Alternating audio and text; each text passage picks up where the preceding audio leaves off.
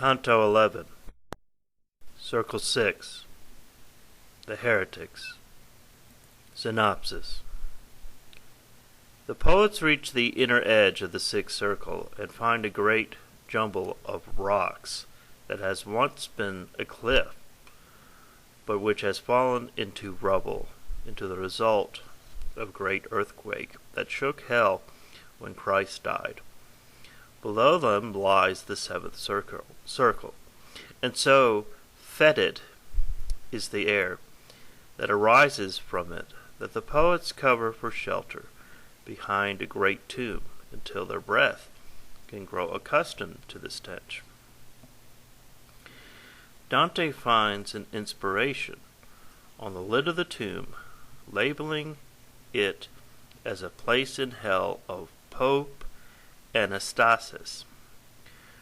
Virgil takes advantage of the delay to outline in detail the division of the lower hell, a theological discourse based on the ethics and the physics of Aristotle, with subsequent medieval interpretations. Virgil explains also why it is that the incontinent are not punished within the walls of Dis, a rather ingeniously set forth the reasons why usury is an act of violence against art, which is the child of nature, and hence the grandchild of God. By art, Dante means the arts and crafts by which man draws from nature, i.e., industry. As he concludes, he rises and urges Dante on by means known only to Virgil. He is aware of the motion of the stars, and from them he sees that it's about 2 hours before sunrise of Holy Saturday. Text. He came to the edge of an enormous sink, rimmed by a circle of great broken boulders.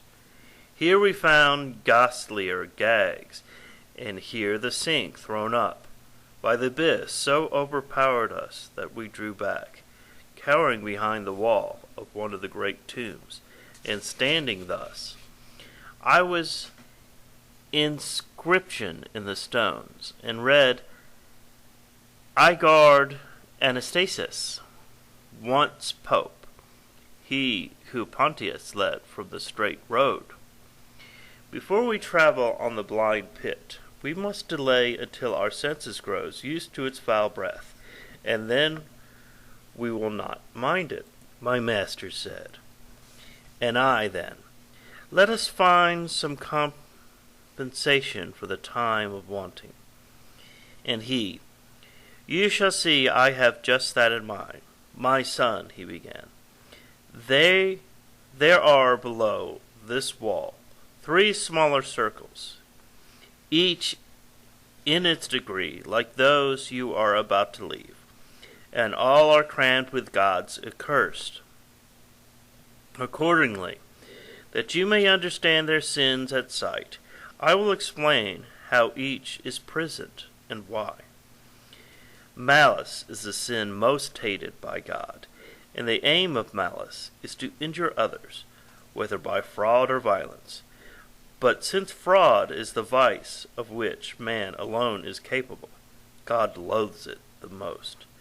Therefore the fraudulent are placed below, and their torment is more painful. The first below are the violent. But as violence sins in 3 persons, so does the circle formed of 3 descending rounds of crueler torments. Again, God, self, and neighbor is violence shown. Against their persons and their goods, I say, as you shall set forth with open reason. Murder and mayhem are the violation of the person of one's neighbor and of his goods, harassment, plunder, arson, and extortion. Therefore, homicides and those who strike in malice, destroyers and plunderers, all lie in that first round, and like sufferers with like. A man may lay violent hand upon his own person and substance. So is the second round. Eternally in vain repentance moan the suicides, and all who gamble away, and waste the good and substance of their lives, and weep in that sweet time when they should be gay. Violence may be offered the deity in the heart of this blasphemes, and refuses him, and scorns the gifts of nature, her beauty and bounty. Therefore the smallest round brand, with its mark both Sodom and Cohorse, and all who rail at God and his commands in their hearts dark.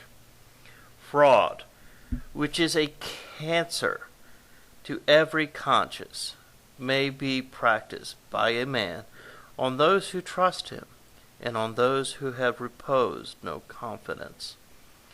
The latter mode seems only to deny the bond of love, which all men have from nature. Therefore, within the second circle lie Simoniacs, sycophants, and hypocrites, falsifiers, thieves and sorcerers, grafters, pimps, and all such filthy cheats.